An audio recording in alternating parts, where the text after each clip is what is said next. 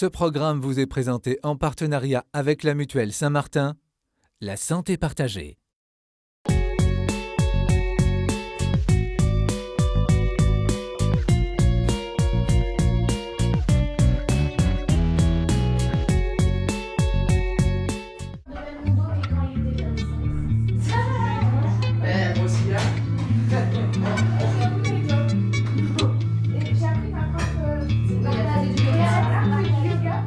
Il est 20h30 chez la famille Mauduit, dans les environs de Tours. Le repas touche à sa fin, mais pas question pour les 3 enfants et leurs parents de se séparer.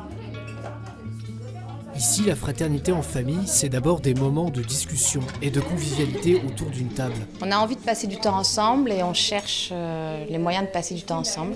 Voilà, on aime beaucoup l'apéro, le café, ces temps un peu informels qui font de la convivialité. On aime beaucoup prendre du temps pour faire des jeux de société. Les repas que je préfère, c'est en semaine où on raconte nos journées, ou le dimanche après la messe en fait, où soit on a des invités, soit on est juste en famille, et alors on fait un repas un peu festif et on discute, on débat.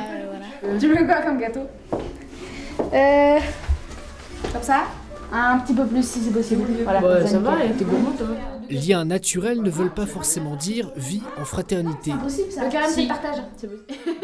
Ce lien, il faut le construire et le faire grandir. Et pour les Mauduits, ça passe d'abord par de petites attentions au quotidien. Pour moi, c'est faire attention à ce que l'autre se sente bien, et dans des relations qui ne sont pas forcément toujours faciles, parce que le matin quand tu te réveilles, tu n'as pas forcément envie de parler à tout le monde.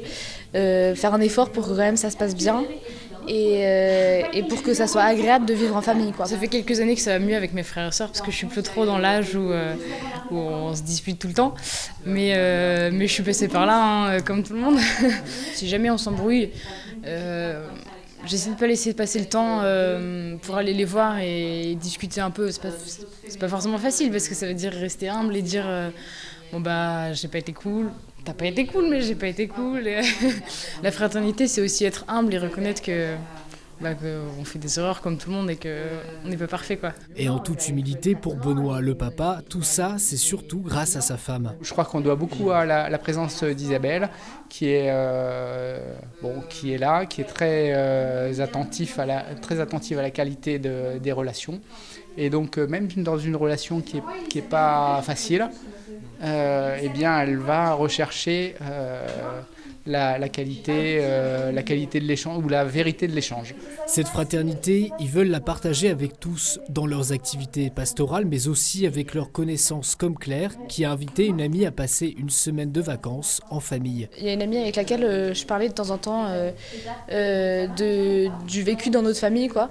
Et effectivement, les relations sont vraiment pas les mêmes, quoi. Il n'y a pas de mieux ou de moins bien, quoi, mais il y a une proximité chez nous qui est pas forcément la même chez tout le monde. Et du coup, moi, j'avais envie de l'inviter à la maison pour qu'elle vive vraiment ce cadre-là. Raphaël s'apprête à partir en week-end scout. Et pour son retour, dimanche, la famille a déjà prévu de faire la fête tous ensemble. Très souvent, ce que je constate, c'est que les parents ont une grande inquiétude de voir des déchirements s'installer. Et il ne faut pas que cette inquiétude prenne toute la place. Il faut arriver à retrouver une confiance dans la force de l'amour à travers le lien conjugal et à travers le lien parental. On peut partir de la Genèse et dans la Bible, où nous voyons que la première expérience de fratrie, c'est l'expérience de Caïn et d'Abel, et on sait ce qui est arrivé. Donc c'est peut-être aussi pour nous dire qu'au fond des choses, rien n'est simple, rien n'est automatique, et qu'il y a de l'effort à faire pour construire la fraternité.